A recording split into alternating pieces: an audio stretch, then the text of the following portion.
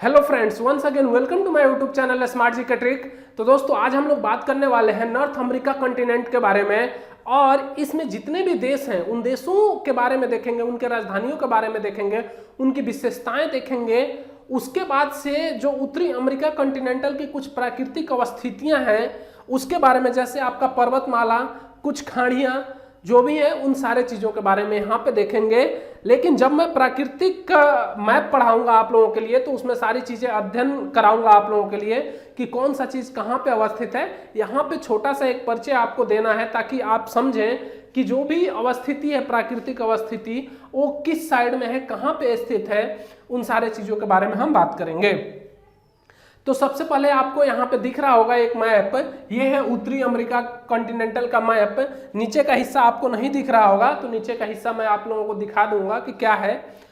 तो सबसे पहले ये समझते हैं कि उत्तरी अमेरिका कॉन्टिनेंटल की अगर मैं बात करूं तो इसके पश्चिम में क्या स्थित है। तो देखिए, इसके पश्चिम की अगर मैं बात करूं तो इसके पश्चिम में प्रशांत महासागर है, ठीक है, पैसिफिक ओशियन है, जो इस पूरे मैं बात करूं विश्व का सबसे बड़ा जो है कि महासागर है ये प्रशांत महासागर। इसी में मेरियाना ट्रंच स्थित है। आप लोग जानते हैं 11,033 मीटर जो है कि उसकी गहराई है, ठीक है। उसके बाद से इसके पूरब की अगर मैं बात करूं तो इसके पूरब में आपका जो है कि उत्तरी अटलांटिक महासागर है। और उत्तरी अटलांटिक महासागर की एक बहुत बड़ी विशेषता है कि वह एस आकार बनाते हुए जो है कि बहती है। क्या होती है? एस आकार बनाती है। उसकी आकृति कैसा है? ऊपर से देखेंगे तो एस आकार में दिखेगा वो, ठीक है। इसलिए उसको एस आकृति में उत्तरी अटलांटिक को बोला जाता है कि इसकी आकृति एस आकार की है। इसके अगर उत्तर की मैं बात करूं तो इसके उत्तर में आर्कटिक महासागर है। क्या है? आर्कटिक महासागर है। और दक्षिण में अगर मैं बात करूं तो दक्षिण में आपका जो है कि कैरेबियन सागर की अगर मैं बात करूं तो कैरेबियन सागर है। और दक्षिणी अमेरिका कॉन्टिनेंटल जो है कि इससे जुड़ा हुआ है। और पनामा जल संधि की अगर मैं बात करूं तो पनामा जल संधि के द्वारा आपका उत्तरी अमेरिका कॉन्टिनेंट को दक्षिणी अमेरिका कॉन्टिनेंट से अलग करता है। कौन सी? पनामा जल संधि। और पनामा सिटी भी है यहीं पे, तो उसके बारे में भी मैं चर्चा करूंगा अभी। तो अभी मैं नीचे का हिस्सा आप लोगों को दिखाऊंगा।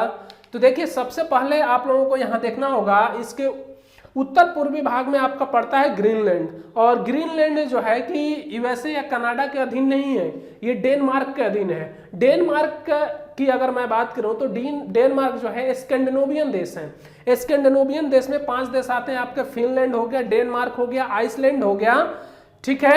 ये यूरोपीय कॉन्टिनेंटल के देश हैं, ठीक है। लेकिन इस डेनमार्क पे जो है कि आधिपत्य किसका है? तो डेनमार्क का है इस ग्रीनलैंड पे, ठीक है। और डेनमार्क की बारे में एक आप लोग उसकी राजधानी याद रखिए कि उसका राजधानी कोपेनहेगन है।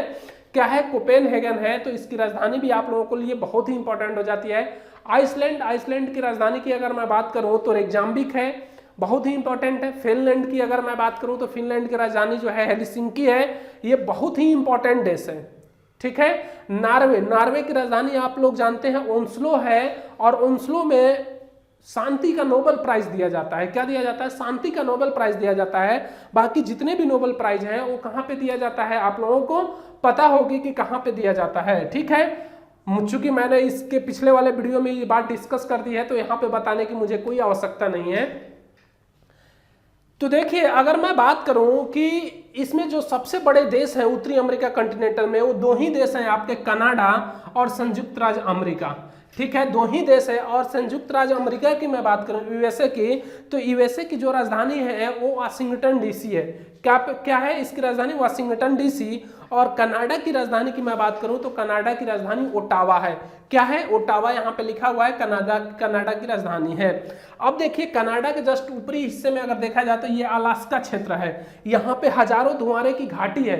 और यहाँ से हजारों धुआंरे की घाटी कहने का मतलब यहाँ से हमेशा धुआं निकलता रहता है, ठीक है। इसलिए उसको हजारों धुआंरों की घाटी बोलते हैं। इसी में स्थित है, अलास्का में ही।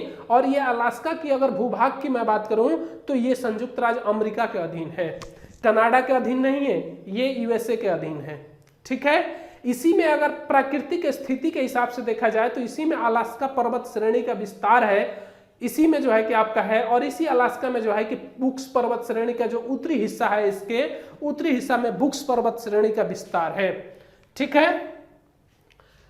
तो ये हो गया अलास्का जो है आपके यूएसए के अधीन। कनाडा की अगर मैं बात करूं तो देखिए, कनाडा की अगर मैं बात करूं तो यहाँ पे आप लोगों को ग्रीनलैंड दिख रहा है, और ग्रीनलैंड और इस उत्तरी अमेरिका को जो पृथक करने वाली खाड़ी है वो है आपकी बैफिन की खाड़ी। क्या है? बैफिन की खाड़ी।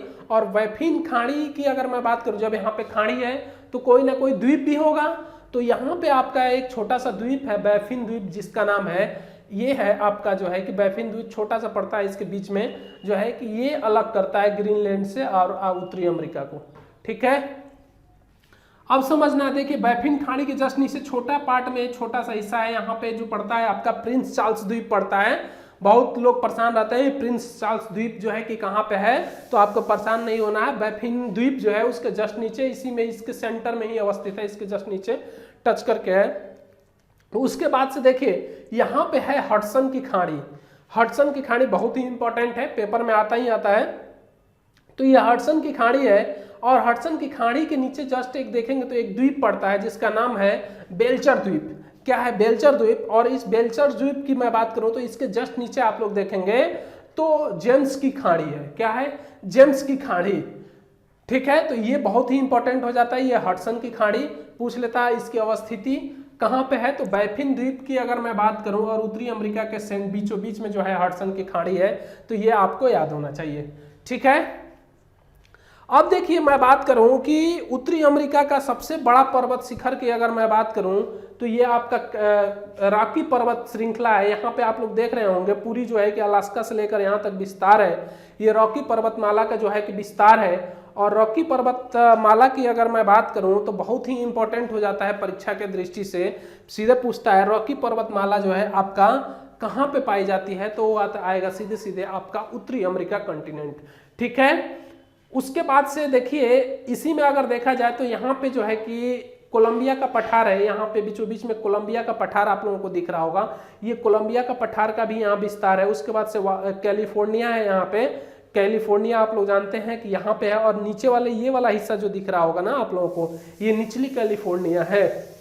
ठीक है, कैलिफोर्निया की आग के बारे में आप लोग जो है कि पढ़े भी होंगे, जानते भी होंगे, बहुत तेजी से आग लगता है इसके जंगलों में, कैलिफोर्निया के जंगलों में। ठीक है, यहाँ पे ही सबसे बड़ा वृक्ष पाया जाता है, वो भी आप लोगों को मालूम होना चाहिए। ठीक है, तो उसको आप लोग देख लीजिएगा। अब देखिए यहाँ पे पाया जाता है आपका मैक्सिको है, इसी संयुक्त राज्य अमेरिका के नीचे वाले हिस्से में देखा जाए तो मैक्सिको है। और मैक्सिको की मैं बात करूँ तो मैक्सिको की चांदी की अगर मैं बात करूं तो सर्वाधिक जो है कि उत्पादन होता है मैक्सिको में। और मैक्सिको की खाड़ी यहाँ पे, जब ये मैक्सिको है तो ये हिस्सा जो है आपका मैक्सिको की खाड़ी है, और इस मैक्सिको की खाड़ी के जस्ट नीचे आप लोग देखेंगे तो कैरिबियन सागर है। ठीक है, यहाँ पे पड़ता है एक देश पड़ता है इसी में क्यूबा। क्यूबा की आप लोग राजधानी सुने, क्यूबा और क्यूबा की राजधानी बहुत ही इंपॉर्टेंट है, तो इसकी राजधानी हो जाती है आपका हवाना। क्या हो जाता है? हवाना। यही जस्ट नीचे क्यूबा के नीचे जमैका है, जमैका भी बहुत ही इंपॉर्टेंट हो जाता है। ठीक है, तो आप लोगों को चीजें ये समझ में आ गई होंगी कि रॉकी पर्वतमाला। यहाँ पे देखिए अगर उत्तरी अमेरिका में आपसे पूछता है कि ठंडे घास के मैदानों को क्या कहा जाता है, तो प्रेरी कहा जाता है। क्या कहा जाता है? प्रेरी कहा जाता है। ठीक है, तो ये चीज आप लोगों को मालूम होना चाहिए कि जो घास के मैदान है, इसके लिए मैं एक पार्टिकुलर वीडियो बनाऊंगा घास के मैदान के लिए, लेकिन जो है कि ये जरूरी है आपको जान लेना कि प्रेरी घास का मैदान जो है आपका कहाँ पाया जाता है, उत्तरी अमेरिका कॉन्टिनेंट में पाया जाता है। तो ये बहुत ही इंपॉर्टेंट हो जाता है। यहाँ पे ये वाला हिस्सा आप लोगों को दिख रहा होगा, यहाँ पे हिस्सा जो है ये वाला हिस्सा आपका लेब्राडोर तट है, ये लेब्राडोर तट है। ठीक है, क्योंकि लेब्राडोर तट की क्यों बनता है, क्योंकि यहाँ जो है आपका लेब्राडोर की जो है कि खाड़ी है, और लेब्राडोर बहुत ही इंपॉर्टेंट है। लेब्राडोर आप लोग जानते हैं कि यहाँ से ये जल जो आपकी अगर मैं बात करूँ तो ये ठंडी जलधारा है। ठीक है, लेब्राडोर जो है आपकी ठंडी जलधारा है। और यहीं पे अगर देखा जाए तो यहाँ पे सील्ड है, सील्ड की पहाड़ियों की अगर मैं बात करूँ, यहाँ लॉरेंसिया पठार है इसके जस्ट नीचे, और इसके नीचे अगर देखा जाए तो आपका जो है कि अपलेशियन पर्वत का जो विस्तार है वो भी आपका उत्तरी अमेरिका कॉन्टिनेंट में है। कहाँ पे है? उत्तरी अमेरिका कॉन्टिनेंट में है अपलेशियन पर्वत का विस्तार। तो बहुत ही इंपॉर्टेंट है। देखिए आपके लिए ये रॉकी पर्वत और अपलेशियन पर्वत जो है कि सर्वाधिक आपके लिए इंपॉर्टेंट हो जाता है। ठीक है, देखिए यहाँ पे अगर देखा जाए तो यहाँ पे जो है कि ग्रेट लेक्स पाया जाता है। क्या पाया जाता है? Great lakes. यानी ग्रेट लेक्स कहने का मतलब ये हुआ कि महान झीलें पाई जाती हैं, झीलों की श्रृंखला पाई जाती है। तो यहाँ पे अगर झीलों की श्रृंखला, जब मैं झील पढ़ाऊंगा तो बताऊंगा उनका जो है कि विस्तार उत्तर से दक्षिण या दक्षिण से जो है कि उत्तर किस तरीके से है, उन सारी चीज़ों के बारे में बात करूंगा। तो यहाँ पे जो है ग्रेट लेक्स का क्षेत्र पाया जाता है, जहाँ पे महान झीलों वाला क्षेत्र है, जिसमें आता है आपका सुपीरियर झील, मिशिगन झील, ह्यूरॉन झील, इरी झील, ओंटारियो झील। ये बहुत ही इंपॉर्टेंट है। कनाडा में आपका नियाग्रा जलप्रपात स्थित है, जो बहुत ही इंपॉर्टेंट है। रॉटरडैम बंदरगाह जो है कि आपका नियाग्रा जलप्रपात, रॉटरडैम बंदरगाह भी जो है आपका यहीं पे अवस्थित है, तो उसको भी आप लोगों को मालूम होना चाहिए। अब मैं बात करूंगा कि यहां पे आप लोग देख रहे होंगे कि बैफिन के खाड़ी के नीचे डेविस जल संधि है, तो यहाँ पे ही अवस्थित है बैफिन के खाड़ी के नीचे डेविस जल संधि, और इधर देखेंगे तो लेब्राडोर सागर है। ठीक है, बहुत ही इंपॉर्टेंट हो जाता है। तो इस तरीके से आप लोग जो है कि जो प्रमुख चीजें हैं उनको जो है कि आपको पता होनी चाहिए, जो हम आज बताए हैं आप लोगों के लिए। उम्मीद करता हूं कि इससे बहुत सारी चीजें आपको उत्तरी अमेरिका के बारे में क्लियर हो गई होंगी। और उत्तरी अमेरिका के बारे में एक जो है कि इंपॉर्टेंट फैक्ट क्या आता है, ये आता है कि इस देश की अगर मैं बात करूं, कंटिनेंट की अगर मैं बात करूं, तो इस कंटिनेंट में कोई भी एक ऐसा देश नहीं है जो स्थलबद्ध है, लैंडलॉक है। इसकी सबसे बड़ी विशेषता, इसके जितने भी देश हैं सब जो है कि समुद्री तट से सीमा बनाते हैं। ठीक है, महासागरों से सीमा बनाते हैं, सब तटों पे अवस्थित हैं। देखिए आपके मैक्सिको, कैलिफोर्निया, इधर आप कनाडा देखिए, इधर पूरा हिस्सा जो है कि आपको जो है कि केवल और केवल समुद्र से लगा हुआ है, किसी खाड़ी से टच है। तो इसमें कोई भी एक ऐसा देश नहीं है जो है कि आपका बिल्कुल जो है कि लैंडलॉक हो। ठीक है, इसकी सबसे बड़ी विशेषता है इसके उत्तर में आर्कटिक महासागर, और आर्कटिक महासागर की अगर मैंने बात किया था तो यहाँ पे एक चीज जान लीजिए आप लोग, क्वीन एलिजाबेथ द्वीप है। आप लोग जानते हैं कि ब्रिटेन की महारानी एलिजाबेथ थी, उन्हीं के नाम पे ये पड़ा हुआ है क्वीन एलिजाबेथ द्वीप समूह। इसकी अगर मैं बात करूं तो यहाँ पे अवस्थित है इसके उत्तर में, और इसके उत्तरी में एक और पर्वत स्थित है, खाड़ी स्थित है, जिसका नाम है मैकेंजी की खाड़ी। जब मैं पूरी तरीके से प्राकृतिक मैप पढ़ाऊंगा केवल और केवल, तो यहाँ पे आपका मैकेंजी जो है कि पर्वत श्रेणी भी है, उनके बारे में भी मैं बात करूंगा। ठीक है, कि क्या है, तो बहुत ही इंपॉर्टेंट हो जाता है, क्योंकि उत्तरी अमेरिका का अगर ऊंचाई के हिसाब से देखा जाए तो मैकेंजी पर्वतमाला जो है कि सर्वाधिक ऊंची है।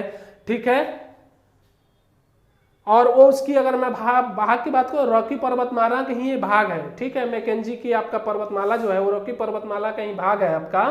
तो इस तरीके से जो है कि सारी चीजें आप लोगों को एक सूक्ष्म जो है कि अगर मैं बात करूं, बहुत ही छोटा परिचय है ये उत्तरी अमेरिका के बारे में। मैं चूंकि राजधानियों का सीरीज चल रहा है राजधानी पढ़ाने का, तो राजधानी तो मैंने बताया जो इम्पोर्टेंट है। बाकी प्राकृतिक अवस्थितियां कुछ मैंने बताया ताकि आपको ये जानकारी रहे इसके बारे में। तो उम्मीद करता हूं कि ये वीडियो आपको काफी अच्छा लगा होगा। तो आज के लिए मेरे प्यारे दोस्तों इतना ही, और मिलते हैं अगले वीडियो में। तब तक के लिए जय हिंद।